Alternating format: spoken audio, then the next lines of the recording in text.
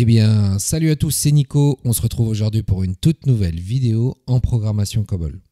Aujourd'hui, nous allons parler de l'instruction string en COBOL qui permet, si je résume, de manipuler et de concaténer des chaînes de caractères dans vos programmes. C'est parti.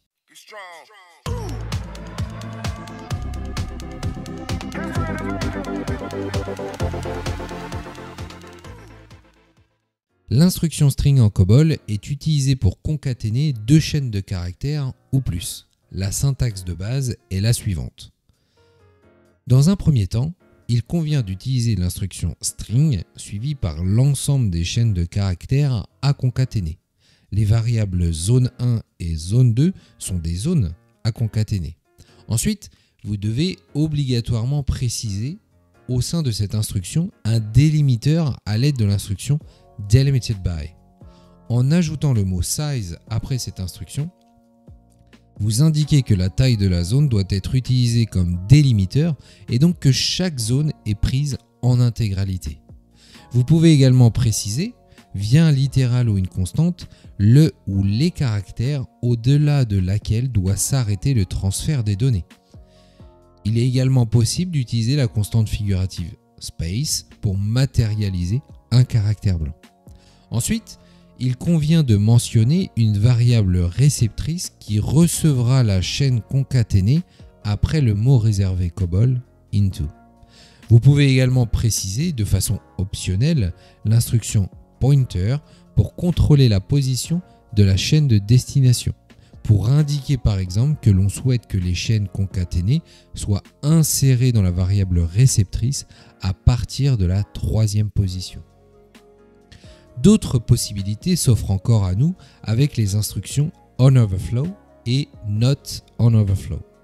La première indique l'action devant être effectuée lorsque la variable réceptrice est trop petite par rapport à la taille de l'ensemble des données concaténées.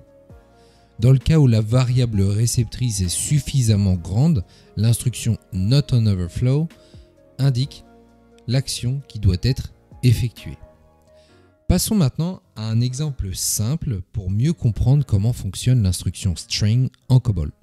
Supposons que nous voulions concaténer les deux chaînes de caractères, bonjour et tout le monde. Voici comment nous pouvons le faire en COBOL. Dans cet exemple, nous avons créé deux variables, zone 1 et zone 2, qui contiennent respectivement bonjour et tout le monde. Nous disposons également de la variable salutation, utilisée comme variable réceptrice, et la variable pointeur, qui est utilisée pour contrôler la position dans la zone réceptrice et de déterminer à quelle position insérer la chaîne de caractères. Ensuite, dans la Procedure Division, nous valorisons la variable pointeur de la position 1, puis nous utilisons cette instruction pour concaténer les deux zones 1 et 2 avec un espace entre elles et stocker le résultat dans la variable salutation.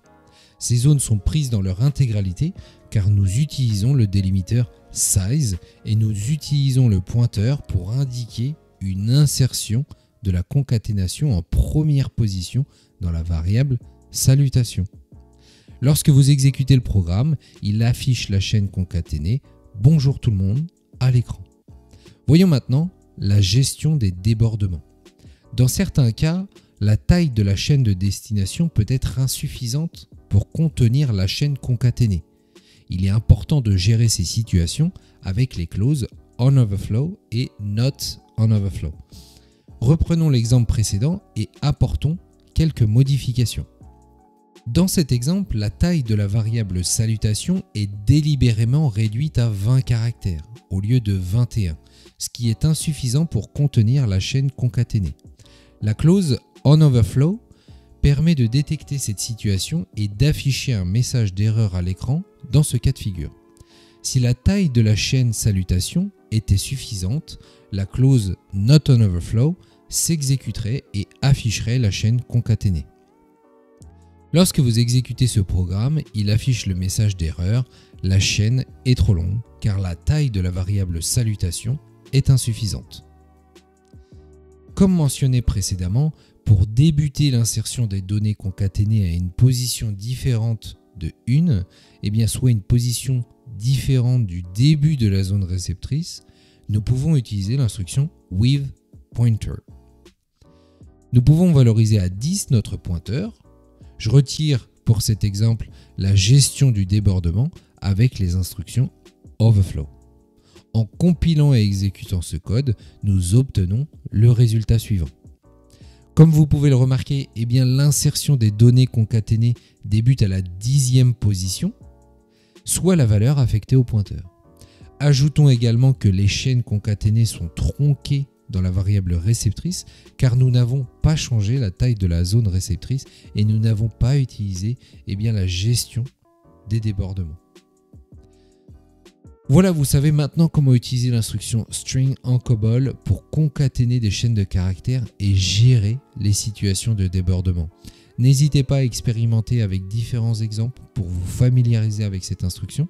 Si vous avez des questions ou des commentaires, n'hésitez pas à en laisser un sous la vidéo.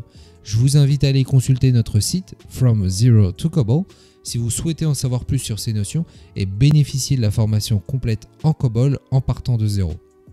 En attendant, si vous avez apprécié cette vidéo, n'hésitez pas à lâcher les pouces bleus, les abonnements, les commentaires. On se dit à très vite pour une prochaine vidéo. Ciao!